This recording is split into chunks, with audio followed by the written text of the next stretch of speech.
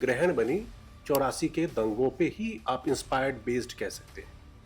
और जब इस तरह की कोई चीज जो कि जिसमें कहीं ना कहीं पीछे से पॉलिटिक्स है, हमने आजकल देखा कि केरला स्टोरी, कश्मीर फाइल्स, साबरमती, तो जब आपने 84 के दंगों पे सोचा कि ये काम करूंगा, आपके मन में इस बात को लेकर कहीं से अंदेशा था कि कहीं मेरा कोई झुकाव तो नहीं दिख जाए? उसको कैसे आपने डील किया उसको बनाने में?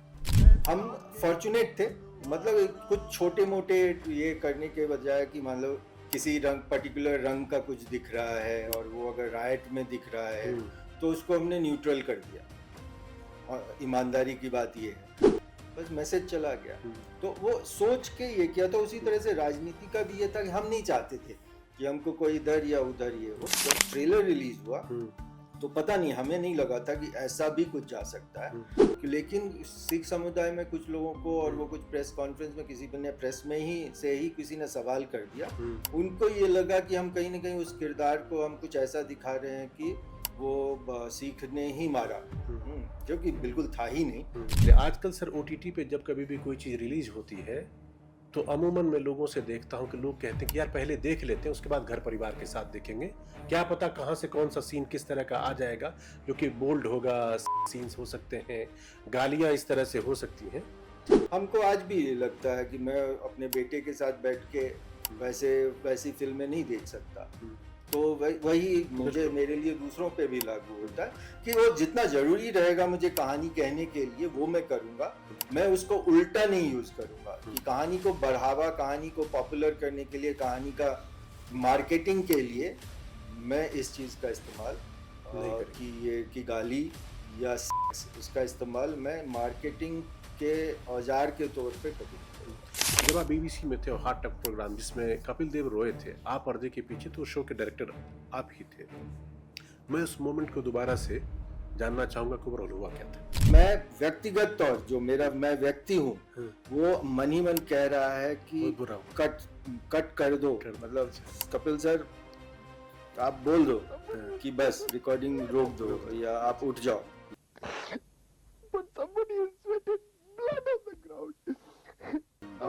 ये मेरा मन कह रहा है मुझे, और मेरे आंख में आंसू भरे हुए थे। मुझे एकदम याद है, आंख में आंसू है। और लेकिन और वो मुंह जो है वो कैमरामैन को इंस्ट्रक्ट कर रहा है कि अगर ये डायरेक्टर है, वो बोल रहा है कि अगर ये उठे तो छोड़ना मत, गेट तक एकदम फॉलो करना, दूसरे कैमरा को कि इनके आंख में घुस जाओ। आप आज तक जैसे चैनल के आउटपुट हेड भी थे, आप जिस जगह पे थे दूध में आप कलर डाल सकते थे, येलो भी हो सकता था उसका रंग, केसर भी हो सकता था, ग्रीन भी हो सकता था। जब आप खबर बताते हो लोगों को और जब आप सही स्टैंड लेते हो तो उससे ट्रस्ट बनता है, और ट्रस्ट से न्यूज़ की क्रेडिबिलिटी होती है।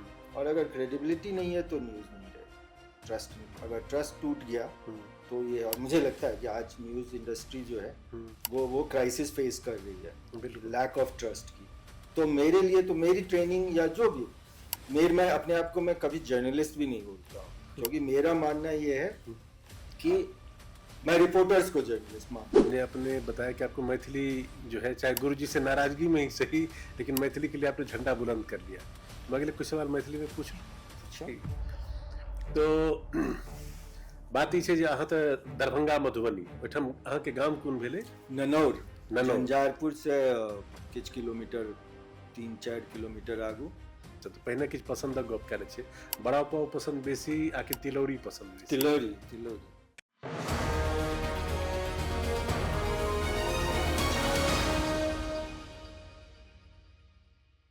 कई बार सवाल पूछना मुश्किल नहीं, बहुत मुश्किल होता है, क्योंकि आपके सामने में कई बार आपके गुरु होते हैं, और गुरु जब गार्जियन बन जाए तो ये मुश्किल और भी ज्यादा मुश्किलात में बदल जाती है। मेरे लिए आज लगभग सिचुएशन वैसी ही है, क्योंकि आज जो मैं सवाल करूंगा उन सवालों में कुछ सवाल शिष्यवत हो सकते हैं, कुछ मित्रवत हो सकते हैं, कुछ व्यवहारवत हो सकते हैं, कुछ पेशेगत हो सकते हैं, और कुछ सवाल डिफिकल्ट भी होंगे। और वो इसलिए होंगे क्योंकि मेरे सामने आज जो बैठे हैं उनका नाम है श्री शैलेंद्र झा, और सर मेरे पहले टेलीविजन के बॉस है, तो टेलीविजन का कहरा कह लीजिए, ABCD जो कुछ भी है उसको सिखाया उन्होंने ही, मुझे उंगली पकड़ के चलना सिखाया था। तो सर आपका मेरे इस पॉडकास्ट में बहुत बहुत स्वागत है। Thank you. सर से सवाल जवाब करेंगे, उससे पहले मैं आपको बताऊं कि टीवी और टेलीविजन की विधा में जो कुछ भी हो सकता है, मतलब टीवी में न्यूज़ होता है, टीवी में सोप्स होते हैं, टीवी में सीरियल्स होते हैं, टीवी में स्पोर्ट्स होता है, टीवी में डॉक्यूमेंट्रीज होती है, आजकल ओटीटी का चलन है, फिल्में होती हैं, जो भी विजुअल मीडियम है, इन सारे मीडियम में इन्होंने काम किया, और काम नहीं किया है बल्कि बेहतरीन और आला दर्जे का काम किया है। अभी हाल में कुछ दिनों पहले आपने वेब सीरीज ग्रहण देखी होगी, हॉट डिज्नी हॉटस्टार पे, तो वो सर का ही बनाया हुआ था, सर शो रनर थे उस शो के। तो हम उसके बारे में बात करेंगे, ये फिलहाल आज के डेट में कर क्या रहे हैं, जब वेब सीरीज इनकी वो आए हुए थोड़ा अरसा हो गया, तो इस वक्फे में बीच में जो टाइम गुजरा है क्या करेंगे, तो तमाम बातें करेंगे।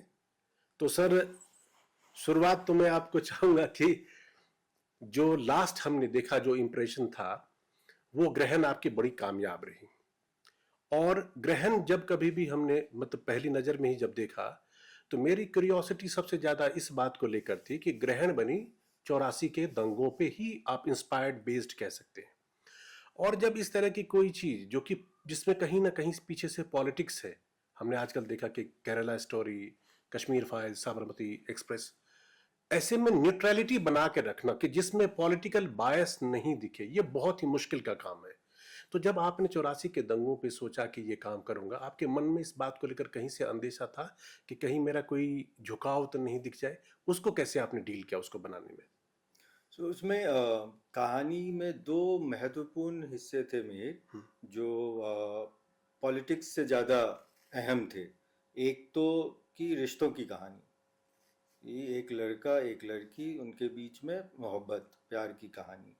दूसरा, जब कहानी जंप लेती है 25-30 साल आगे की कहानी साथ में चलती है, तो एक बाप और बेटी की कहानी जी। ये जो रिश्तों की जो कहानी थी वो कहीं बहुत इम्पोर्टेंट थी।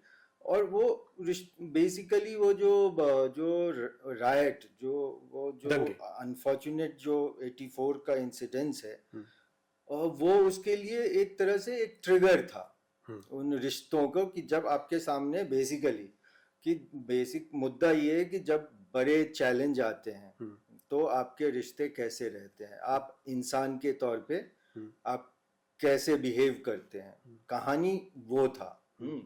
तो इसलिए हम राजनीति के बारे में तो सोच नहीं रहे थे, पर ये था कि हाँ वो किसी एक पार्टी या किसी उस चीज पे ये हो, तो इसलिए मेरे मन में एटलीस्ट उस चीज को लेकर भी ये क्लियर था।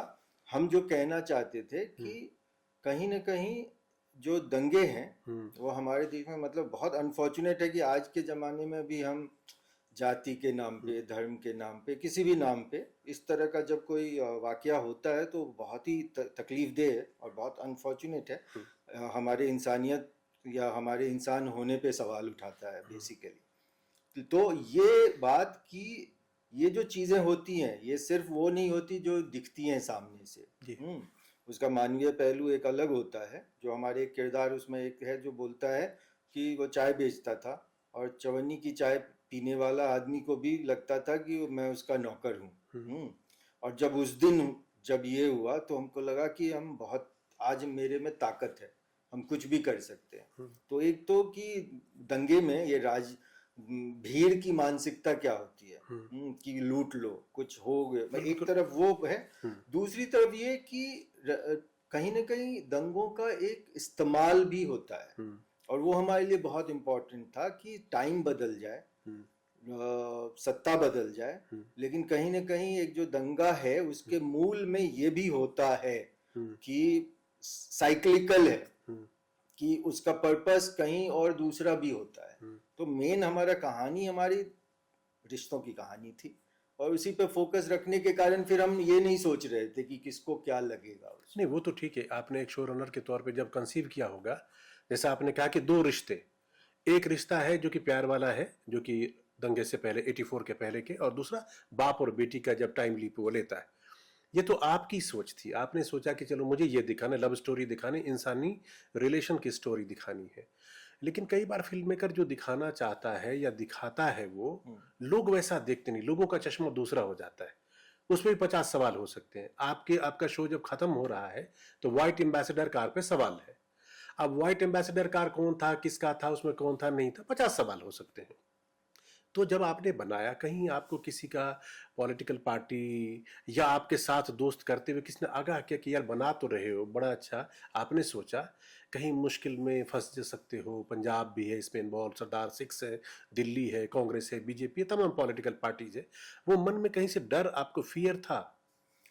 लोग जो एक तरह का जो माहौल है मिहिर आज के दिन में, ये तो बात सच है कि हम कहीं ना कहीं 130 करोड़ सेंसर, हर इंसान का हर जो दिल है उसका की जो सेंसिटिविटी है वो कहीं ना कहीं सेंसर का काम करती है। तो जो आज मेकर्स हैं और मेकर्स से ज़्यादा जो प्लेटफॉर्म्स हैं उनको इस बात का डर रहता है कि हम कहानी कहने के लिए कहानी कहना चाह रहे हैं, हम कोई भी आदमी लीगल इश्यूज और इस सब में नहीं फंसना चाहता।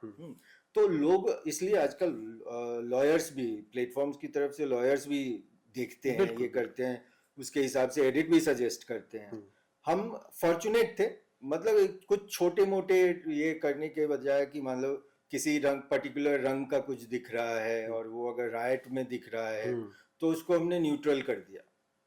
और ईमानदारी की बात ये है क्योंकि हम नहीं चाहते थे कि कहानी कहीं इसमें, कहते हैं कि bad publicity is also good publicity, पर हम वो नहीं चाह रहे। क्योंकि कई बार तो मैंने देखा है कि शो को हिट करवाने के लिए लोग जो है कुछ कंट्रोवर्सी क्रिएट हो जाता है ताकि शो को लोग देखें। तो हम वो नहीं चाहते थे। इनफैक्ट ग्रहण बनने के बाद, रिलीज होने के बाद कुछ शोज आए जिनको लेकर बहुत कंट्रोवर्सी हुई और मुझे मालूम ही कि वो लोग बात करते हैं कि कैसे ग्रहण में किस तरह से हुआ।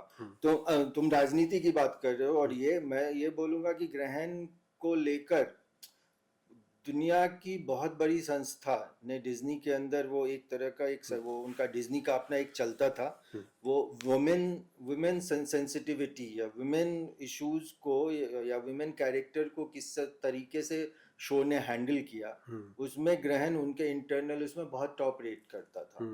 कि जैसे हमने एक दिखाया कि एक महिला कांस्टेबल है, वो वहां पे थोड़ी सी पीड़िता जैसी है अपने ही टीम के बीच में, और उसको जो हमारी मुख्य किरदार है जो एसपी है वो कुछ नहीं बोलती है। ये हमारा सोची समझी बात थी कि वो बाकी लोगों के सामने नहीं उसको कुछ बोलेगी या पूछेगी कि तुमको कोई शिकायत है क्या, वो उसके नंबर, उसके फोन में अपना नंबर डाल देती है और सबके सामने बस ये कहती है कि तुम्हें कोई दिक्कत हो तो मुझे कॉल कर लेना, बस मैसेज चला गया। तो वो सोच के ये किया था। उसी तरह से राजनीति का भी ये था कि हम नहीं चाहते थे कि हमको कोई इधर या उधर ये हो, और किसी पार्टी ने ये भी नहीं किया। बट हाँ, एक चीज हुई थी, जब ट्रेलर रिलीज हुआ तो पता नहीं, हमें नहीं लगा था कि ऐसा भी कुछ जा सकता है। लेकिन सिख समुदाय में कुछ लोगों को, और वो कुछ प्रेस कॉन्फ्रेंस में किसी ने प्रेस में ही किसी ने सवाल कर दिया, उनको ये लगा कि हम कहीं ना कहीं उस किरदार को हम कुछ ऐसा दिखा रहे हैं कि वो सिख ने ही मारा, जो कि बिल्कुल था ही नहीं। तो शो रिलीज होने से पहले एक कुछ 2-4 दिन काफी ये हुआ था, डिमांड भी हुआ था कि ना हो, चले शो एंड ऑल दैट। लेकिन एक बार जब शो रिलीज हुआ तो वो भी जो ऑब्वियसली सिख समुदाय के तरफ कहीं ना कहीं उसको इसी तरह से दिखाया ही गया है, कहानी ही पूरी ऐसी है कि भाई ये गलत हुआ। तो किसी ने, सबने सिर्फ तारीफ ही तारीफ की। आज भी लोग जब मिलते हैं उस चीज को लेकर, मतलब सभी लोग ये याद करते हैं। नहीं, ये बात तो है। मैंने ग्रहण देखी थी और रिलीज होने के तुरंत बाद देखी थी, और जिन्होंने नहीं देखी है मैं उनको भी कहूंगा कि देखिए, क्योंकि मौजूदा दौर में उसके बाद 3-4 जो कह सकते हैं कि जिसमें पॉलिटिक्स कहीं से इन्वॉल्व था, चाहे वो कश्मीर की स्टोरी को दिखाया गया हो, चाहे वो केरला की स्टोरी को दिखाया गया हो, चाहे साबरमती एक्सप्रेस के जरिए दिखाया गया हो, उसमें पॉलिटिक्स की छाप, पॉलिटिक्स का असर या राजनीति दिखती है। अब किसके पक्ष किसके विपक्ष में, उसमें मुझे नहीं जाना। और जो डायरेक्टर ने बनाया होगा, जिन्होंने क्रिएटिविटी के हिसाब से बनाया, उन्होंने सोच के ही बनाया होगा। तो उस हिसाब से ग्रहण 100% इंटरटेनमेंट है, एक फिल्म मेकर के हिसाब से जो न्यूट्रल होके हो सकता है, मेरी नजर में यही है। लेकिन बावजूद उसके मेरे कुछ सवाल है आपसे। अभी आपने कहा कि डिज्नी और दूसरे जगहों पर जब दिखाया गया तो उसमें वेमेन वाले इशू कितनी सेंसिटिविटी के साथ आपने डील किया, उस पर चर्चा हुई, बताया कि बहुत अच्छा। मैंने भी पूरा देखा, मुझे बहुत अच्छा लगा।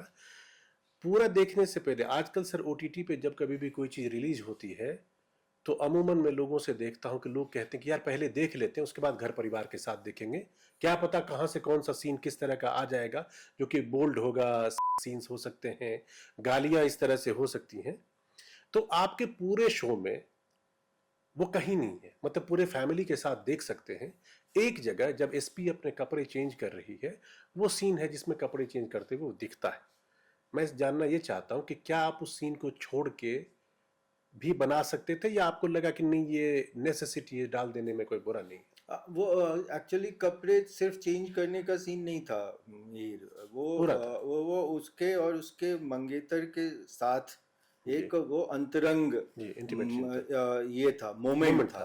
राइट। और कई बार ये होता है कि कहानी में आप कुछ एक ऐसी चीज दिखाना चाहते हो जिसका एक कुछ पर्पस होता है। जब पर्पस नहीं हो और सिर्फ आप गाली देने के लिए गाली या स्किन दिखाने के लिए वो कर रहे हो तो वो समझ में आ जाता है। हमारा ये था कि वो जो हमारी मुख्य किरदार जो जोया ने जो प्ले किया था, उनका है कि हम ये दिखाना चाह रहे थे कि एक बहुत लॉन्ग स्टैंडिंग रिलेशनशिप में है वो। हाँ, और जो मंगेतर है वो कनाडा में रहता है, वो आया हुआ है। जी बिल्कुल। तो और फिर वो चला जाएगा, तो कहानी में बहुत थोड़ी देर के लिए है, आपने देखा भी जी बिल्कुल, थोड़ी देर। तो हम उस थोड़ी देर में उस रिलेशनशिप के वक्त को और उसकी अंतरंगता को एक सीन में दिखाना था हमें। अच्छा। एक ही सीन था कि वो ऐसा होगा कि वो बाप और वो के साथ वो लोग थोड़े खुश मिजाज माहौल में हैं, कार्ड खेल रहे हैं और वो जाती है, ये पीछे से मनाने जाता है, एक छोटा सा मौका है। तो उसमें हम कैसे आप ये दिखाओगे कि वो बहुत कंफर्टेबल हैं एक दूसरे के साथ। तो वो वही है कि या तो रिलेशनशिप का एक लंबा पोर्ट्रेयल आपको वही 1 मिनट 2 मिनट में, और ये भी था हमको पता था कि जैसे ही हम इसमें जाएंगे कॉल आएगा, और ये भी दिखाना था कि उसके लिए कहने का ये मतलब था कि ड्यूटी ज्यादा इम्पोर्टेंट है। तो ऐसा क्या मौका ऐसा होगा जिसमें ये दोनों चीज आ सके, और हो सकता है कोई आदमी सोचे और 10 तरीके से आ जाए, पर ये हमको उस समय ये लगा कि हाँ ये एक बढ़िया तरीका है कि एक तरफ चूंकि उसका ये जो प्रेमी है बहुत सालों से इंतजार कर रहा है कि अब शादी करेंगे, अब शादी करेंगे, और ये ही रोक रही है क्योंकि काम को लेकर। तो ये थोड़ी सी जो नाराजगी है वो उसको एक प्रेम से दूर भी करना चाहती है, पर उसी समय duty calls and she has to run away also. तो बस वो एक वजह थी जिसके कारण। ये तो चलिए आप में तो एक सीन था, और वो भी ऐसा था कि मतलब व्हिस्कर ऑफ सेकंड्स में कह सकता हूँ कि एक कट में फिर निकल गया वो। लेकिन आजकल जो ओटीटी पे जो भी आ रहा है मसाला, उसमें गाली, स्किन शो, और जो मैं कह रहा हूं कि हत्याएं भी जो हो रही इतने ब्रूटल अंदाज में दिखाता है, जिससे अगर कोई क्रिमिनल अगर इंस्पायर होके, बहुत सारी फिल्मों से इंस्पायर होके लोग कर लेते हैं, तो वो लगता है कि थोड़ा अतिरेक है, मतलब एक लिमिट या एक बाउंड्री से पार है। आप उसके मतलब पक्ष में हैं? अगर आप बनाएंगे तो क्या उस तरह की फिल्मों, उस तरह के सीन्स, उस तरह के डायलॉग्स की आपके काम में जगह है या नहीं है? आप कहते कि नहीं, मतलब कुछ शोज ऐसे बनने चाहिए जिसमें गाली वाली की भी एक लिमिट होनी चाहिए। मेरा क्या सोचना है उस पे आने से पहले मुझे ये लगता है कि ऐसा क्यों होता है, उसका एक उसका कहने का एक तरीका है ये कि हम और तुम दोनों ही छोटे शहर से आते हैं। जी बिल्कुल। तो मान लो जब कोई लड़का या लड़की एक बहुत छोटे शहर से अचानक दिल्ली या बम्बई आता है, ठीक, तो और परिवार का एक जो पूरी परिवार की छत्र छाया से वो डिसिप्लिन, रूल, वो सारे जो नियम कायदे में बंधे होना, उसको छोड़ के अकेले रहने जैसे बाहर आता है तो एक फील होता है ना, फ्रीडम, कि एकदम फ्री हो गए, मतलब अब जो है सो जो चाहे कर सकते हैं।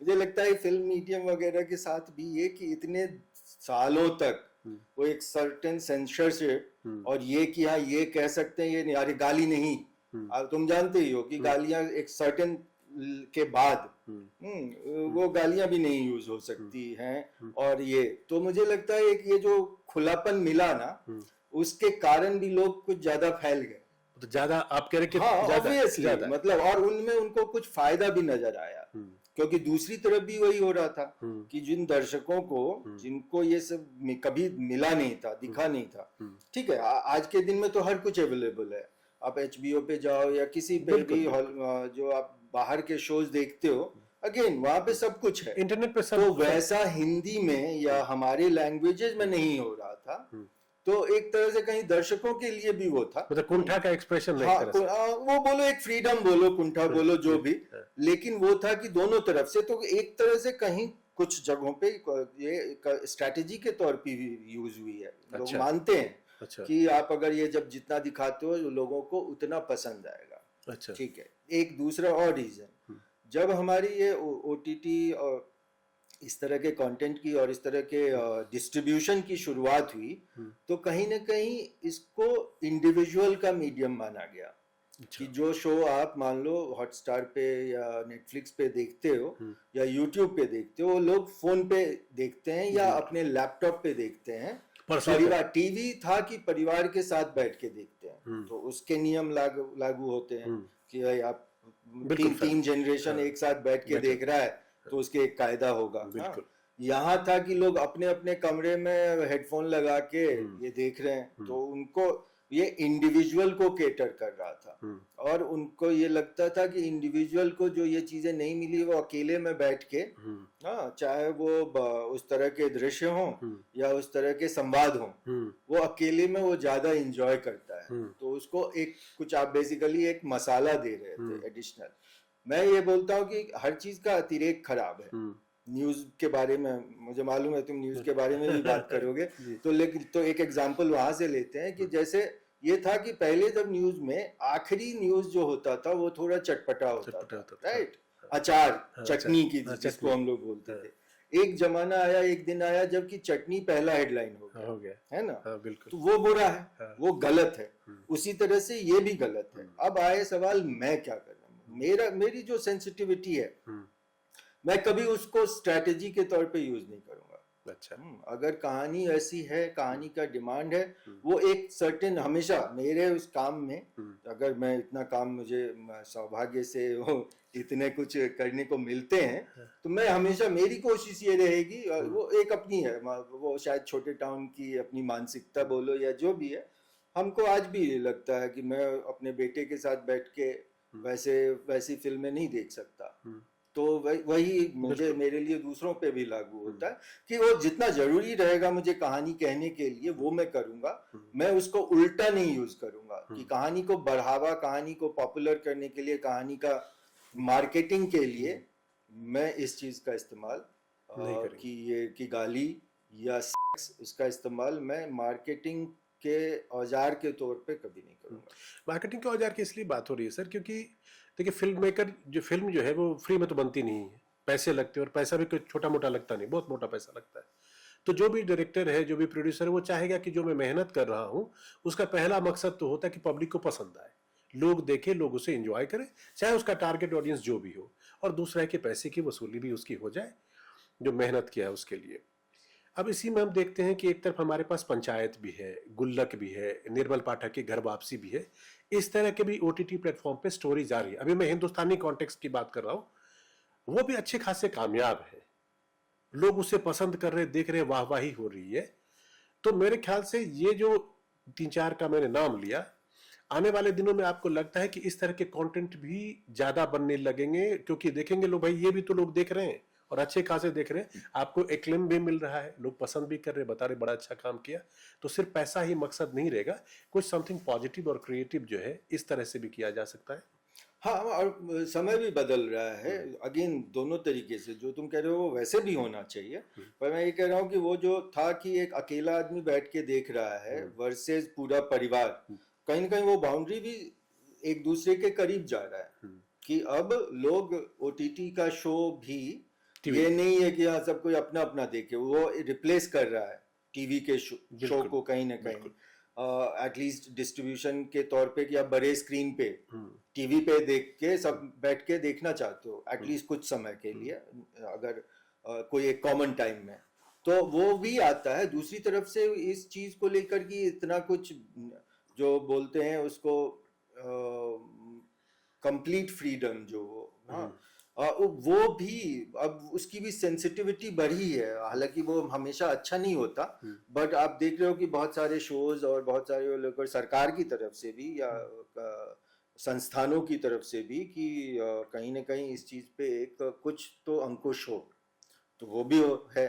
तो इसलिए मुझे लगता है कि जो दूसरे तरह के शो हैं उनकी जरूरत और उनको दर्शक मिलने के लिए उसमें कोई प्रॉब्लम नहीं है कि आप नहीं ये सब चीज करें, आप एक अच्छा फाइनली मनोरंजन का मीडियम है, एंटरटेनमेंट है, और वो कहानी के तौर पे कहानी, किरदार और अभिनय जो है उसके बदौलत, उसके बल पे मेन चीज वो है। फिर उसमें आप वो मसाले के तौर पे जो चीजें यूज करोगे वो कुछ दिन के लिए चलता है, वो मुझे नहीं लगता कि वो हमेशा ही वो काम आता है। वैसे तो देखिए, पाकिस्तान के साथ हिंदुस्तान की तुलना करने का कोई तुक नहीं, क्योंकि वो हिंदुस्तान के सामने कहीं टिक नहीं पाता, इकोनॉमी हो या कोई भी हो। लेकिन एक चीज का मैं जिक्र करूंगा, और वो वहाँ की इंटरटेनमेंट और प्लस जो टीवी ड्रामा जो वहाँ पे बनता है, वो मैं कई बार देखता हूँ। और मैं कह सकता हूँ कि मैंने जितने शोज देखे उसके, आज तक एक भी शो में, नॉट फॉर सिंगल एक्सेप्शन बता रहा हूं, कि गाली मैंने कहीं सुना हो। कहीं पर मैंने नहीं देखा कि कोई इंटीमेट सीन हो या उस तरह का कुछ भी दिखे जो आपको अनकंफर्टेबल कर सकता है। मर्डर भी रेयरेस्ट ऑफ रेयर, जबकि कहानी का पार्ट होता है, बताता है कि उसकी हत्या कर दी गई, और जो उसको सिंबॉलिक तरीके से वो दिखाता है और जो बताता है जिस तरह से उनको पोर्ट्रेल करना है, मुझे लगता है कि वो सीखने वाली बात है। आपको लगता है कि अगर आप एक फिल्म मेकर के तौर पर वो चीजें आप देखें और आपको वो बांध के रख ले, तो हमें पाक ड्रामा से भी कुछ चीज सीख लेने में कोई बुराई नहीं है। मतलब देखो वो अगेन जो मैं अभी कह रहा था, मतलब मैं खुद पाकिस्तानी सीरियल्स का बहुत बड़ा ऐसे व्यूअर नहीं हूँ, मतलब मैंने कभी बहुत ज्यादा रेगुलरली कंज्यूम नहीं किया है। लेकिन मैं उस प्रिंसिपल की बात को लेकर सिर्फ ये कहूंगा कि हाँ, मतलब वो एक अच्छा तरीका है। मैं ये नहीं कह रहा हूँ, मैं हमारे यहाँ क्राइम शोज बहुत चलते हैं, ठीक है, बट उसमें भी जरूरी नहीं है कि उसमें गाली गलौज के साथ चले। एक मर्डर मिस्ट्री, बहुत अच्छी मर्डर मिस्ट्री की अपनी अपील होती है, वो कुछ खास वजह है कि लोग यहाँ देखना चाहते हैं, क्योंकि एक सस्पेंस और ये कि अब क्या होगा, वो सवाल का जवाब वो आदमी को बांधे रखता है। ये जो पाकिस्तानी सीरियल बहुत सारे वो हैं जो पारिवारिक हैं, जी बिल्कुल। अगेन टीवी वाला मीडियम जो मैं पहले बात कर रहा था कि वो शायद सभी को केटर एक साथ कर रहे हैं। अब आपको स्टार प्लस के सीरियल में तो गाली नहीं मिलेगी, या उस तरह की इवन बहुत ज्यादा खून भी नहीं दिखेगा, है ना। तो वो बात है कि पूरा परिवार साथ में बैठ के देख सके। मुझे लगता है पाकिस्तानी सीरियल पूरे परिवार को केटर करते हैं, और यहाँ पे भी उनकी अच्छी फॉलोइंग, बहुत सारे लोग बहुत पसंद। मैं आप अगर इंटरनेट पे देखेंगे तो पाकिस्तान की पूरी जितनी आबादी है उससे 2 गुने 3 गुने ज्यादा व्यूज के होते हैं। तो जाहिर से तौर पे हिंदी स्पीकिंग, क्योंकि उनकी जबान उर्दू हिंदुस्तानी जो भी कह लीजिए, हिंदुस्तान में बड़े आसानी से समझ में आती है। अब मैं थोड़ा फिर वापस चला जाऊंगा ग्रहण की तरफ में।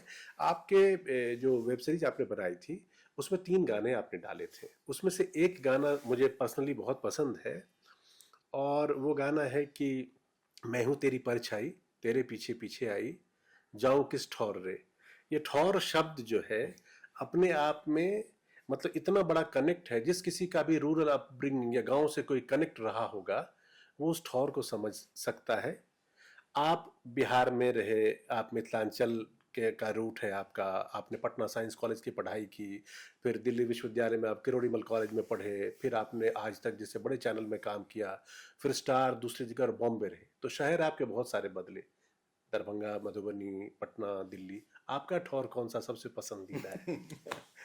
मुझे लगता है कि सभी जगह जहाँ रहे, हाँ। और एक तरह से मेरी जो जिंदगी है, लाइफ स्पैन जो है, वो अभी मैं उस मुकाम पे हूँ कि ये तीनों ही जगह लगभग बराबर बराबर में बटे हुए हैं।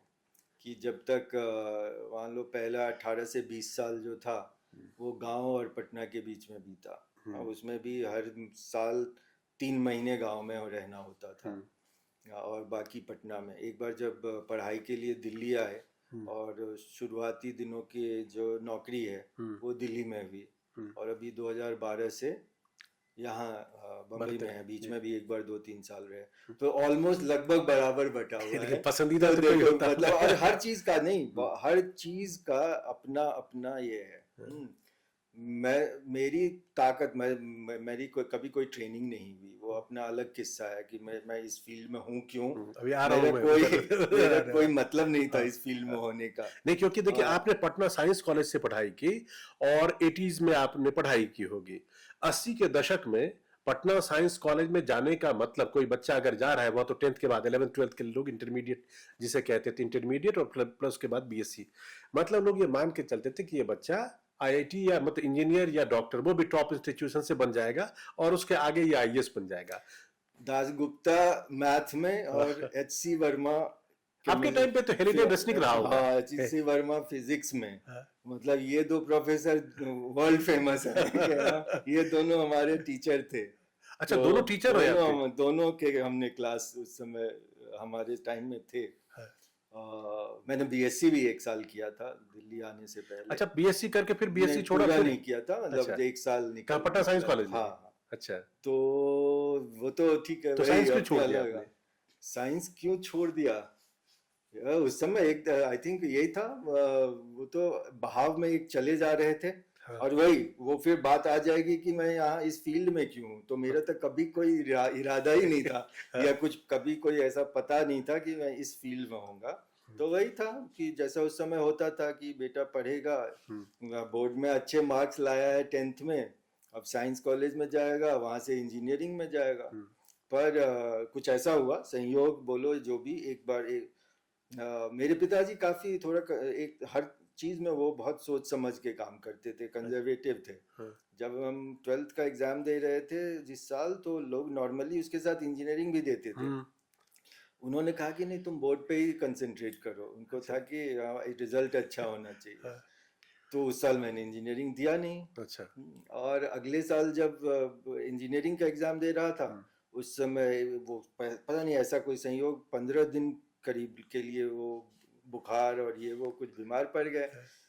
तो या वैसे भी नहीं होता, पता नहीं, क्योंकि वो भी एक अलग किस्सा है। वो वाला एक टाइम ऐसे भी था जब मैं बाकी चीजों के साथ सारे घर में जितने हिंदी के उपन्यास रखे हुए थे वो भी खत्म करने के पीछे लगा हुआ था। थ्रिलर बहुत पसंद है। तो शायद वैसे भी नहीं होता। लेकिन वो भी एक वजह थी कि इंजीनियरिंग में हुआ नहीं। जब मैंने एक्चुअली दिल्ली में एडमिशन ले लिया था, तब उस समय एक वो नेवी इंजीनियरिंग का होता था, टीएस राजेंद्र का कोर्स, वहां से आया। अच्छा। कि हाँ वो हो गया है। तो तब तक लेकिन 1-2 महीना निकल चुका था। अच्छा। और मुझे था कि दिल्ली में ही अब पढ़ते हैं, तो फिर वो, तो वहां से आप आगे किरोड़ीमल कॉलेज? किरोड़ीमल कॉलेज, जिस कॉलेज के अमिताभ बच्चन भी पढ़े हुए। हाँ। अमिताभ बच्चन से कभी मिले, और मिलने के बाद कभी ऐसा हुआ कि सामने अमिताभ सब कुछ पीछे का भूल गए? अमिताभ, हाँ, एक बार हुआ। एक ही बार मिला हूँ उनसे शायद, जो मैं ऐसे याद कर सकूं। अच्छा। और एग्जैक्टली वही हुआ जो तुम बोल रहे हो। कहाँ पे सब कुछ भूल गए। और वो अभी भी जब हम उस वाकये को याद करते हैं तो मतलब मेरे हाथ में बाल खड़े हो जाते हैं। कुछ इतना गलत वो उस समय हुआ। वो लोग आए थे, प्रकाश झा की एक फिल्म थी जिसमें अमिताभ बच्चन जी, मनोज वाजपेयी और दीपिका हैं। जी जी जी। मुझे अभी फिल्म का नाम याद नहीं आ रहा है, राजनीति या आरक्षण होगा शायद। और वो लोग आए थे जब हम आज तक में आउटपुट के हेड थे जी। तो पब्लिक, मतलब बेसिकली वो स्टूडियो टूर होता है वो कर रहे थे।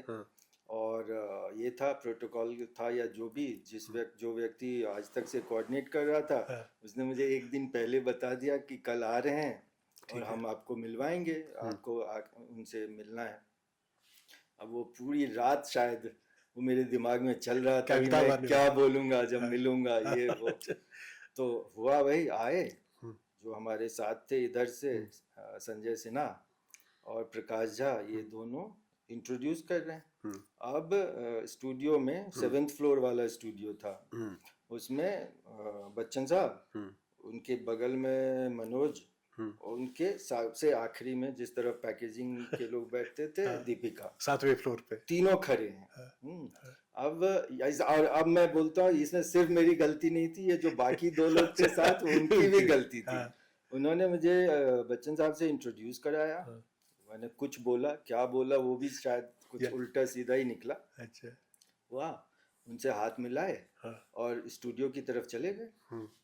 सब कुछ प्रोग्राम खत्म ना, बीच में कुछ एक बात हुआ, फिर हम उस पर कुछ ने बोलना चाहा और मनोज की तरफ देख के मेरे दिमाग में सत्या चल रहा था। अच्छा। कि सत्या में भी तो मनोज जी ने बोला है कि अमिताभ बच्चन हो क्या। तो हम वैसे जगह से आते हैं जहां आपका नाम विशेषण के तरफ से, हाँ, एडजेक्टिव की तरह से adjective, यूज होता है, ये हम कहना चाह रहे थे। तो मनोज जी की तरफ देख के मैंने कहा कि वो शिवा में भी तो डायलॉग है, और अच्छा मनोज बहुत गंदा सा चेहरा बना के बोलते शिवा, शिवा में तो मैं हूं नहीं। अच्छा और मुझे बिल्कुल कुछ रजिस्टर नहीं हुआ, मैं स्टूडियो की तरफ चला गया। शायद पूरा दिन खत्म होने के बाद मुझे ध्यान आया कि यार मैंने अमिताभ बच्चन से हाथ मिलाया और दोनों और छोड़- मनोज और दीपिका से तो मिले ही नहीं। तो ये वाली ऐसा असर पड़ता है उनका। तो मनोज वाजपेयी से फिर कभी उसके बाद मुलाकात नहीं, हुई? मेरे मन में हमेशा से रहा है कि अगर कि कभी भी ऐसा मौका लगेगा कि मनोज से तो उनको या sorry दीपिका बोलेंगे। से, हाँ, तो माफी तो मांगूंगा मैं। अच्छा पर शायद आज पब्लिकली ऐसे बोल के हो गया तो अगर मनोज वाजपेयी ये क्लिप देखेंगे तो सुन लीजिए, सालों पुराना है लेकिन वो उसका हिसाब बहुत आज- साल पुराना है। और मुझे मतलब मनोज के मतलब कि ना उनको याद होगा या नहीं, बट वो एक टाइम में लक्ष्मी नगर में रहते थे, मैंने उनके घर में उनके साथ खाना खाया है। अच्छा तो मेरे दिमाग वो सब था, चल रहा था कि मुझे अच्छा। बात करनी है, मैं ये बोलूंगा। अच्छा और भाई दीपिका से आदमी ऐसे भी हाथ मिलाना चाहेगा, उसमें तो और भी 15 साल यंगर थे। तो ये मौका मैं जानबूझ के तो छोड़ूंगा नहीं, लेकिन हाँ, ऐसा तो अमिताभ के ऑरा में सब बच्चन कुछ- साहब का ऐसा असर कि अच्छा। सब भूल गए। तो आपने आज तक की बात की कि आज तक में मुलाकात हुई, आज तक अपने आप में एक बहुत बड़ा इंस्टीट्यूशन और ब्रांड है, और मैं भी आपके साथ वहां पर काम करता था। ये अभी जो तुमने पहले हम न्यूट्रलिटी की बात की, जहां पर डर था कि आप पॉलिटिक्स के इस पाले में भी जा सकते थे, उस पाले में भी जा सकते थे, ये अपने आप को बिल्कुल बीच में रखना, तटस्थ, इस तरह की क्या आज तक में काम करने का जो तजुर्बा था, जो एक्सपीरियंस था, उससे भी आपको मदद मिली कि किसी सब्जेक्ट को कैसे मैं डील करूंगा कि एकदम बिल्कुल न्यूट्रल निकल जाऊंगा? बिल्कुल बिल्कुल। और मैं ये मानता हूँ, ये अगेन शायद आज के दिन में ये डिबेट का विषय है जी कि न्यूज को ऑब्जेक्टिव होना चाहिए या नहीं, मतलब न्यूज विथ अ व्यू हम्म और न्यूज विदाउट अ, मान लो कि राइट राइट हमारा काम as news makers, as presenters, ये है कि न्यूज को ज्यों का त्यों रख दें, वर्सेज की उसमें आप अपना व्यू डाल के, और जैसे दुनिया में वो साइकिल चलता रहता है, हर चीज का एक वक्त आता है। मुझे लगता है आज बहुत लोग मानते हैं कि news without a view is nothing, उसमें मतलब आदमी का ये होना ही चाहिए। मैंने जिस समय न्यूज में काम किया, या जो मेरी व्यक्तिगत राय है, वो उसके उलट है कि न्यूज को ऑब्जेक्टिव होना चाहिए। मैं हमेशा मानता हूँ कि न्यूज ट्रस्ट पे चलता है, और ट्रस्ट आदमी आप पे, न्यूज जो देखने वाला न्यूज मेकर पे या न्यूज कास्टर पे ट्रस्ट ये करता है कि ये बिना किसी उसमें मिलावट के, हाँ, अनफिल्टर्ड, मतलब मुझे खबर बताएंगे। जब आप खबर बताते हो लोगों को, और जब आप सही स्टैंड लेते हो, तो उससे ट्रस्ट बनता है, और ट्रस्ट से न्यूज की क्रेडिबिलिटी होती है। और अगर क्रेडिबिलिटी नहीं है तो न्यूज नहीं रहे। ट्रस्ट, अगर ट्रस्ट टूट गया तो ये, और मुझे लगता है कि आज न्यूज इंडस्ट्री जो है वो क्राइसिस फेस कर रही है, लैक ऑफ ट्रस्ट की।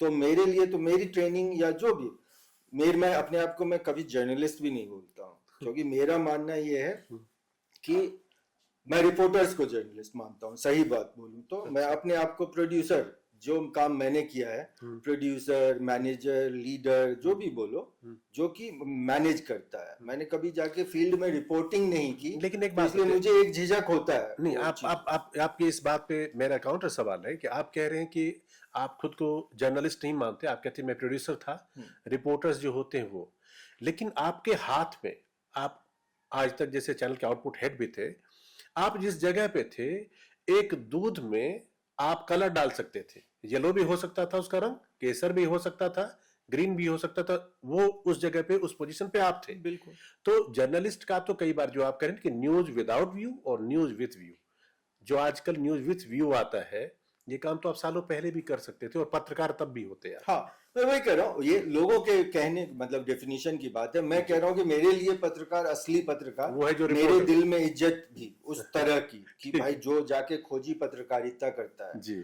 जो वो फील्ड में जाके, जो वो मतलब वॉर के बीच में जो जाके खड़ा होता है, मतलब बिल्कुल। उनका मैं खुद ही मानूंगा कि अरे ये आदमी बहादुर आदमी, और इसने ऐसा किया।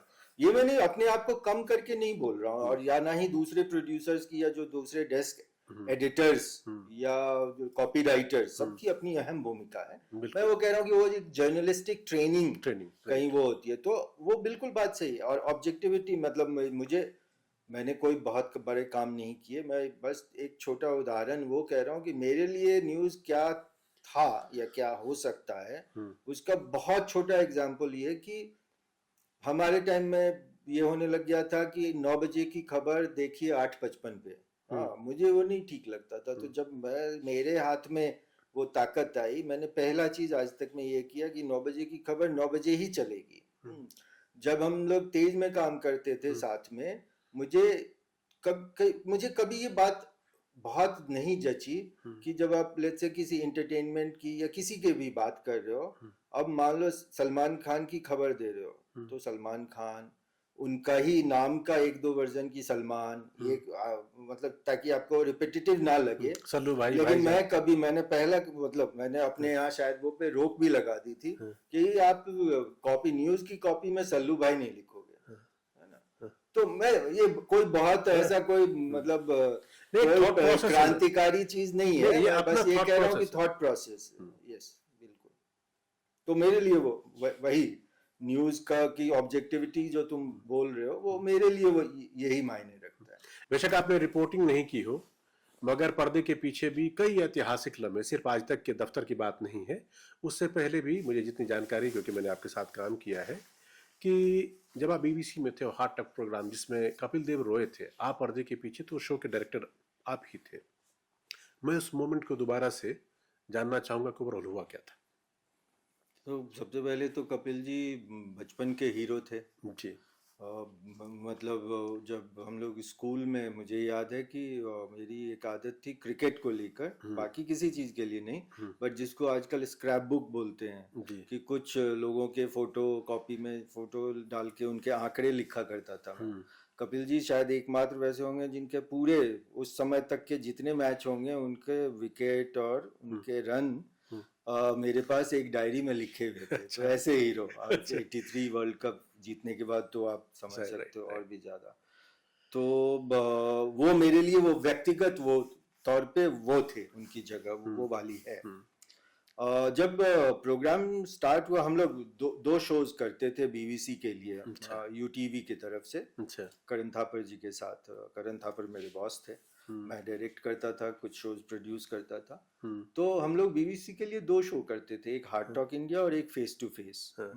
ये फेस टू फेस सॉफ्ट वाले मतलब होता था, नॉर्मली स्पोर्ट्स और फिल्म वाले जो शोज होते थे वो उन्हीं के लिए होते थे, उस पे। और जो राजनीतिक वाले होते थे, मोर न्यूजी आप बोलोगे, वो हार्ड टॉक पे होते थे। तो कपिल देव हार्ड टॉक पे इसलिए आए थे क्योंकि वो मैच फिक्सिंग का आरोप लगा था उन पे, वो बैकड्रॉप वो था जी। वो आए और नॉर्मल तरीके से शुरू हुआ सब कुछ। हमें बिल्कुल भी आइडिया नहीं था ऑब्वियसली कि ऐसा कुछ होगा, कि वो कैमरे पे इतनी जोर रोने लगेंगे और इतने जोर से और बेकाबू होके रोएंगे। पर अचानक वो हुआ तो 1 सेकंड के लिए तो वो सदमा लगा। फिर वो जो होता है ना कि एक आपको ऑटो मोड आ जाता है काम का, जो आपने काम आप करते आ रहे हो वो अपने आप किक इन करता है। तो एज ए डायरेक्टर फिर वो हो गया कि मैं बेसिकली सारे कैमरामैन को इंस्ट्रक्ट कर रहा हूँ वहां से।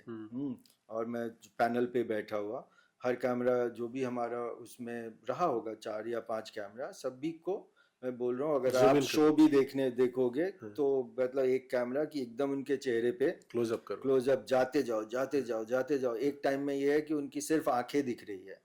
तो एक किसी कैमरामैन को मुझे याद है मैंने ये बोला हुआ था कि तैयार रहो, अगर ये उठ के चल दिए तो फॉलो करना है। अच्छा। इनके साथ चलना है। पर सही। और मैं व्यक्तिगत तौर जो मैं व्यक्ति हूँ वो मन ही मन कह रहा है कि कट कर दो। मतलब कपिल सर आप बोल दो कि बस रिकॉर्डिंग रोक दो या आप उठ जाओ। हाँ, ये मेरा मन कह रहा है मुझे। और मेरे आंख में आंसू भरे हुए थे। अच्छा। मुझे एकदम याद है आंख में आंसू है। और लेकिन और वो मुंह जो है वो कैमरामैन को इंस्ट्रक्ट कर रहा है कि अगर ये डायरेक्टर है वो बोल रहा है कि अगर ये उठे तो छोड़ना मत, गेट तक एकदम फॉलो करना दूसरे कैमरा को कि इनके आंख में घुस जाओ। और मन कह रहा है कि यार सब बंद हो जाए और ये चुप हो जाए। यही था। तो फिर जब उनका। कपिल चले गए होगे तो आपको तो बड़ा रिमोर्स हुआ, मतलब रिग्रेट हुआ होगा कि हाँ, मतलब इतना बड़ा लेजेंड जो है। Of course. लेकिन ये भी हुआ उस दिन, मतलब उस समय ये था कि उन पे वो जो भी मनोज, आई थिंक मनोज प्रभाकर ने वो जो आरोप लगाया था, उन्होंने वो आके एक तरह से कहीं ना कहीं उनका भी दिल का ये निकल गया, भड़ास निकल गया। मतलब उनकी एक एक लाइन मुझे याद है कि मेरी माँ क्या सोचेगी, ये सब पढ़ के, और ये बोलते बोलते वो रो पड़े थे। तो उनका भी, हाँ, तो मेरा जो पर्सनल ऑब्वियसली वो हैंगओवर रहता है। उसके बाद मुझे याद है बीबीसी की पार्टी थी, और उस पार्टी में दो ही चीज़ों की चर्चा हो रही थी, एक वो कपिल देव के रोने की, और दूसरा केबीसी के लॉन्च होने की। अच्छा। उस समय केबीसी आया नहीं था, लॉन्च होने वाला था उस पूरी पार्टी में। इसलिए नहीं कि वो बीबीसी का कुछ था लेना देना, क्योंकि उस पार्टी में सिद्धार्थ बासु भी अच्छा थे, इसलिए। हाँ, और वो बनाने वाले थे। अच्छा। तो इसलिए ये बातें चल रही थी। अगले दिन के सारे अखबार, हिंदुस्तान टाइम्स का मुझे याद है कि स्क्रीनशॉट लेके फर्स्ट पेज पे 3-4 पिक्चर अच्छा। कपिल देव और उस शो का। अच्छा। तो शो के लिए तो बहुत बड़ी बात थी, लोग हमेशा याद रखते हैं। आज भी देखिए इतने सालों बाद हम उसका जिक्र बिल्कुल, कर रहे हैं। बिल्कुल। सर एक बात बताइए, आप बिहार के रहने वाले हैं, आपने न्यूज चैनलों में काम किया, बॉम्बे भी रहे, और जो मैं फिर वही वो लौट के आ जाता हूँ कि पॉलिटिकल जो लाइन है ना उसमें अपने आप को न्यूट्रल बना के रखना बड़ा मुश्किल है। बिहार में भी लोग पॉलिटिकली बहुत ही ज्यादा जागरूक, मैं कहूंगा दिल्ली भी। ऐसा 100% है कि आपने कभी पॉलिटिक्स नेता वेता के लिए कुछ बचपन में कुछ खुराफात आपने की किसी नेता वेता के पास ज्ञापन व्यापन लेके गए हुए भी थे? मतलब वैसे मैं कहूँ तो कभी भी बड़े होने के बाद, जवानी के बाद या नौकरी के बाद, मतलब मुझे ऐसा लगता है कि शायद मैं उस चीज़ के लिए, इसलिए नहीं क्योंकि मैं कोई बहुत आइडियोलॉजिकली दूर रहा हूँ, कि मुझे लगता है कि I am not cut out for that. मैं उस चीज़ में, तो इसलिए मैं कभी राजनीति में या उस तरह के संपर्क में, उससे हमेशा दूर रहने की कोशिश की। मेरे पिताजी, इससे पहले कि मैं तुम्हारे सवाल पे आऊँ, मेरे पिताजी, मैंने कहा कि वो कुछ अलग तरह की पर्सनालिटी थे। मतलब उनके ऐसे ऐसे सिद्धांत होते थे। हालांकि वो मतलब बिहार में, बिहार स्कूल एग्जामिनेशन बोर्ड में और हाईएस्ट, मतलब जॉइंट सेक्रेटरी के पद से रिटायर हुए, और बिहार स्कूल एग्जामिनेशन बोर्ड हमेशा काफ़ी बदनाम रहा है, और मेरा बचपन वहाँ बीता है। और वो आखिरी दम तक साइकिल चलाते थे, जब रिटायरमेंट के समय तक वो अफसर, जबकि उनके नीचे जो लोग थे वो गाड़ियों में चलते थे। अब हैं? नहीं, अभी नहीं रहे, अभी 3 साल हो गया। वो एक बात कहते थे, हम लोग बहुत ज़्यादा दूसरों के घर नहीं जाते थे, या हमारे यहाँ, मतलब ठीक है, अगर बच्चे ने बहुत अच्छा रिजल्ट किया या कोई और खुशी का मौका है, तो 5-7 लोगों को बुला के वो खाना वाना खिलाया लिया, वो पार्टी होती थी। बट बहुत ज़्यादा लोगों के यहाँ वो जाते नहीं थे कभी। मुझे एकदम याद है, कभी हमने पूछा कि ऐसा क्यों है, तो बोले कि अगर मैं बहुत लोगों के यहाँ जाऊँगा खाना खाने, तो फिर मुझे भी उनको बुलाना चाहिए अपने यहाँ खाना खिलाने के लिए। मेरे पास तो उतना पैसा है नहीं, अच्छा। तो मैं क्या करूँगा। तो इसलिए हम अपने आप को उसी, जितना चादर उसी के हिसाब से रखते हैं। तो ये उनका सिद्धांत था। कहीं ना कहीं मैंने कॉन्शियसली नहीं फॉलो किया है, बट हर बच्चे के लिए वो एक शिक्षा तो होती है। शायद वो कि मैं, जैसे मैंने कहा ना कि मुझे नहीं लगता कि मैं अगर उस तरफ जाता, राजनीतिक संपर्क, और वो जो कई बार न्यूज़ में भी एक पोजीशन के बाद बिल्कुल वो बहुत ज़रूरी हो जाता है शायद एडिटर्स के लिए, मैं उधर जाता तो मुझे हमेशा लगता है कि मैं बहुत पिटता।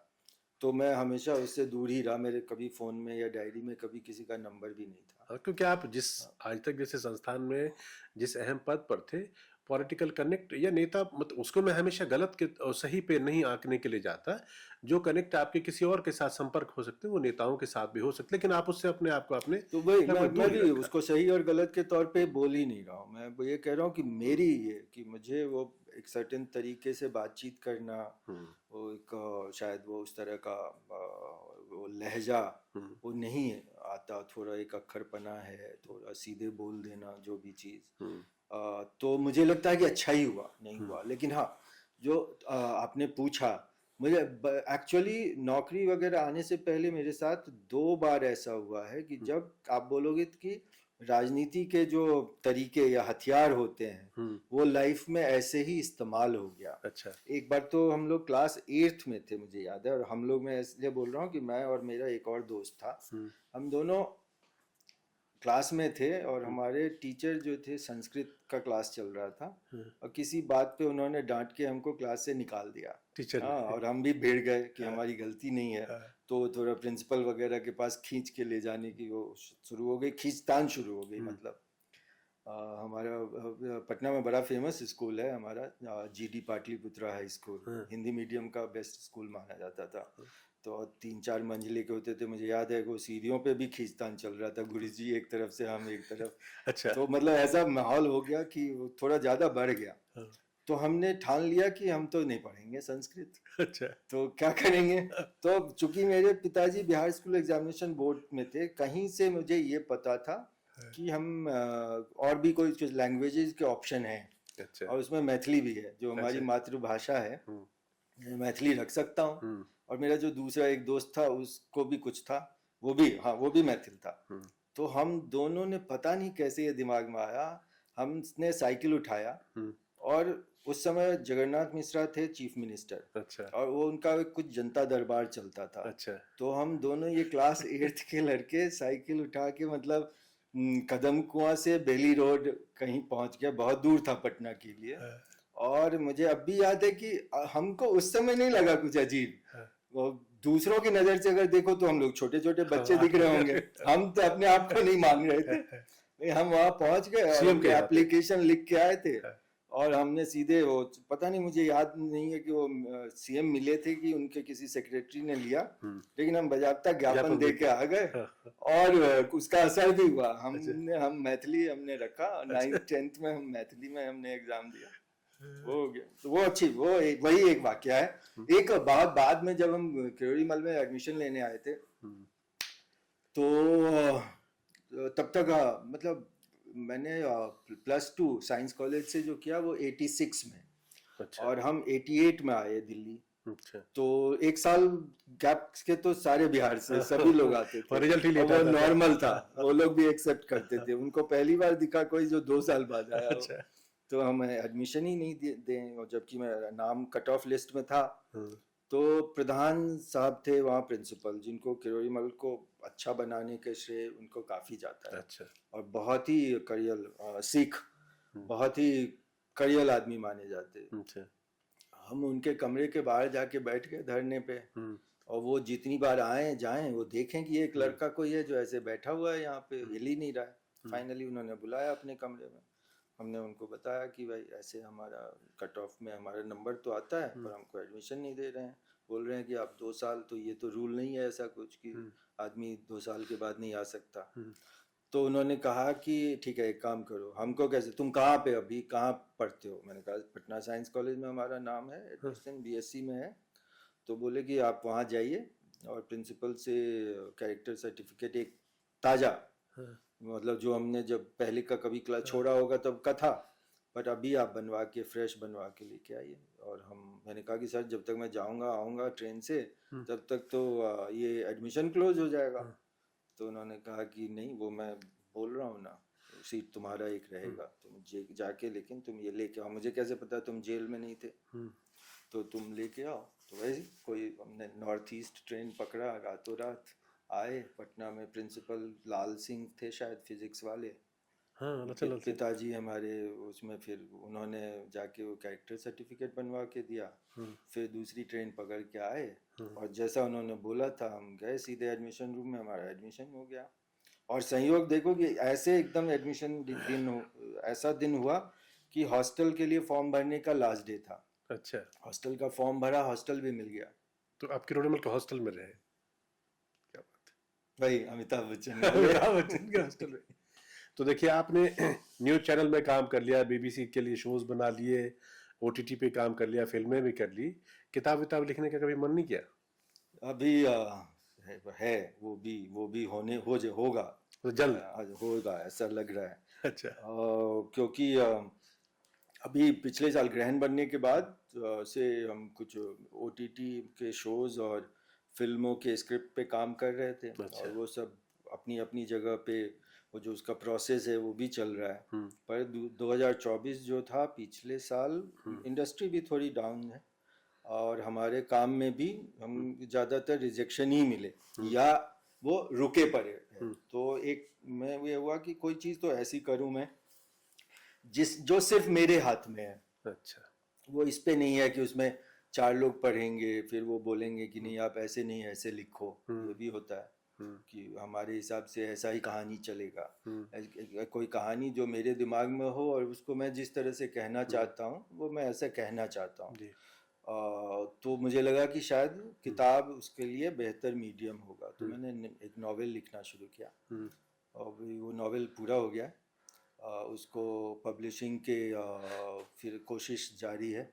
और एक्चुअली मैं एक बहुत ही अच्छे पब्लिशर, बहुत बड़े पब्लिशर ने उसके लिए कंफर्म कर दिया है बधाई हो किताब को। Thank you. अभी वो कितने दिन में बाहर आएगा ये तो नहीं पता, लेकिन आ जाएगी किताब। आ जाएगी। मतलब इसका मतलब है कि आपने लिखने का काम जो है, नॉवेल भी एक हो गया। अच्छा। तो अभी आपसे जब बात कर रहा था तो आपने अपने बताया कि आपको मैथिली जो है, चाहे गुरु जी से नाराजगी में ही सही, लेकिन मैथिली के लिए आपने झंडा बुलंद कर लिया। तो मैं अगले कुछ सवाल मैथिली में पूछ लूं? पूछो। तो बात ई छै जे अहाँ तऽ दरभंगा मधुबनी ओहिठाम अहाँके गाम कोन भेलै? ननौर। ननौर। झंझारपुर से किछ किलोमीटर 3-4 किलोमीटर आगू अंधरा ठारी हाँ। ब्लॉक है। अच्छा। ओहिठाम ननौर गांव, पछवाई टोल। अच्छा। तऽ मिथिलांचल के अहाँके जन्म आ बचपन के शुरुआत के बहुत दिन रहल हैत। आब अहाँ रहै छियै बम्बई में मैक्सिमम टाइम पिछला 2012 के बाद से। तो पहिने किछु पसंदक गप कए लै छियै। बड़ा पाव पसंद बेसी आकि तिलौरी पसंद बेसी? तिलौरी अनडाउटेबली तिलौरी। तिलौरी और वो हमर माँ के हाथ के। अच्छा। मतलब हमर माँ जेहन तिलौरी बनबै छलखिन वो आइ तक हमरा नहीं भेटल। और दुर्भाग्यवश माँ के आखिरी टाइम में अब 1 साल पहले उनको देहांत भ गेलै। और पिछला किछु समय से वो स्वास्थ्य हुनकर याददाश्त नहीं ठीक रहे छलनि। तो वो सब काज खत्म भ गेल छलै। हम, हमर बाबूजी, हमर पत्नी बहुत कोशिश केलिए कि उनकर वो रेसिपी उनसे याद करा के लिख लेल जाए कि केना बनते, पर उनका अब यादे नहीं रहलै। तो वो जे तिलौरी छलै वो इस तरह सॉफ्ट तिलौरी, मतलब कि क्रंच से हो और सॉफ्ट से हो, वो हमरा आइ तक नहीं भेटल है वापस से। बहुत जगह से ट्राई के लिए। तो गाम जाब आब अहाँके रही या मतलब दरभंगा ननौर जे बतेलिए उम्हर जब आके तुम्हार बीच में किछ दिन गैप भ गेल रहे। जहन खास करके दिल्ली पढ़ाई के बाद ब्याह और नौकरी वो सब के जे चैलेंजेस होय छै, एक टाइम होय छै जहन आदमी एते बिजी हो जाय छै कि दोस्त रिश्ता गांव सब छूट जाय छै। लेकिन फिर पिछला 4-5 साल से चाहते वो कनेक्शन हो। पहले हो चले पटना जाओ, पटना से वो चीज रोड पर से जाओ अहाँ के 7-8 घंटा।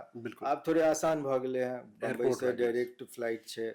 पिछला 3-4 साल में हम ब्याहों में गेलों हैं, लोग मतलब भतीजी के ब्याह में। बाकी ओते नीक रीजन नहीं, बट माँ बाबूजी के जे बरसी और ई सब साल में 2 बेर ओइ लेल। अच्छा। तो ओहि बहाने फिर से सबसे मुलाकात ई सब भ जाय छै। अच्छा।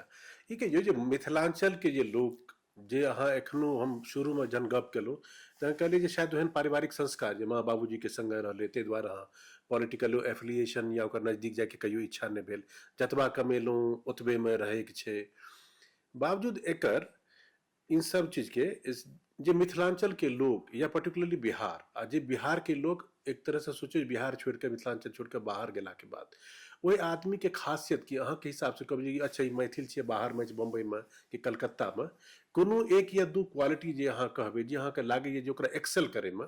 भाई छोट सन के गांव से निकल के अहाँ बॉम्बे में माया नगरी में एतेक लोका के बीच में अहाँ अपन जगह बनेने छियै, एहन आरो कए गोटा हेता तो ओकर कोन खासियत होइ छै जे ओकरा लए जाइ छै? हमरा ये एक दूटा चीज और वो भ सकै छै ककरो में, लेकिन ई जे रहे छै कि एकटा हमेशा से शायद एक पढ़ाई, मतलब हमरा से पिछला जनरेशन, अब हमरा हम अहाँ मान लियो बेसी दिन दिल्ली बम्बई में रहलिए तो अब हमर सबक धिया पुता जे हेते ओकर जो दुनिया देखते से अलग रहते। लेकिन हम सब जे तरह के देखलिए हैं तो हमेशा से छै रहले एकटा कि पढ़ाई करके अपना बल पर किछ बनबाक, एकटा बात तो वो छले। आ दोसर एक जनरल संस्कार जे घरक होइ छै ओ जे सीखै के भेटै छै, हमरा ये वो कतौ न कतौ अलग करै छै। बहुत हमरा ई नहीं लगैए, भऽ सकै हम शायद वो मिस करैत हुए, ई नहीं लगैए कि वो कतौ मान लिअ वो कोनो तमिल में या कोनो महाराष्ट्र मराठी में सेहो हर तरह के लोग हेतै। एहिमे हम लगैए मैथिल जे एकटा वो श्रमजीवी तरह से कहू, वर्किंग क्लास वाला एकटा ई जे कि बढ़िया काज करब तो बढ़िया जिंदगी हैत, से वाला एकटा जो फिलॉसफी कि नीक से बउआ पढ़मे और नीक नौकरी करबाक छो, वो अपने आप में कहतो पाछू मतलब खींचे छै कि भाई अहाँ के मैथिल बहुत कम बिजनेस में भेटत छै, आप धीरे धीरे हेते तो। और लेकिन दोसर तरफ एक तरह से कहीं फोकस से हो वो दै छै। और दोसर तरफ ये छै कि मैथिल अहाँ के एतेक अलग अलग तरह के वर्ग में और एतेक अलग अलग तरह के काज में भेटत कि कोनो एकटा ओकरा लेल फॉर्मूला नहीं बुझाय छै कि एहि दुआरे ई सक्सेस किया त आईटी में सेहो हेतै, डॉक्टर हेतै, सिविल सर्वेंट, आईएएस आईपीएस आके हर जगह भेटे है। तो ऑब्वियसली हमरा लगैए कि पढ़ाई एकटा पढ़ाई के बारे में जे नजरिया छै वो एकटा ओकर मूल दिमाग कमाई खाए वाला गप जे जी। एक मैथिली से मीठ भाषा और कोनो अहाँ के बेटा तो एतेक जगह पर रहलिए, मैथिली से मीठ किछ नहीं वह मैथिली से मीठो नहीं और मैथिली जना घुमा घुमा के डरपो के नार छै नहीं। अखनो कहे गांव अखनो जाय छै त क्या बेर आश्चर्य होय कि अच्छा केना केना बात लोग सब कहे छै, आधा बात में पूरा केना आधा लाइन में 4 लाइन कह दे छै से वो दुनू गुण छै। नहीं ये बड़ा अच्छा रहा कि जो ओरिजिनल कनेक्ट जहां से हम लोग निकले और चाहे कहीं भी चले जाए वो पैर वहां पर पड़ना चाहिए और वो याद कभी हमारे स्मृति से या हमारे पर्सनालिटी से कभी हटी नहीं। हम ये चाहेंगे कि आप इसी तरह से मीठा मीठा और अच्छा अच्छा लिखिए और नई किताब आपने लिखी वो किताब जब आएंगे हम उसके पढ़ेंगे, उसके लिए आपको शुभकामनाएं।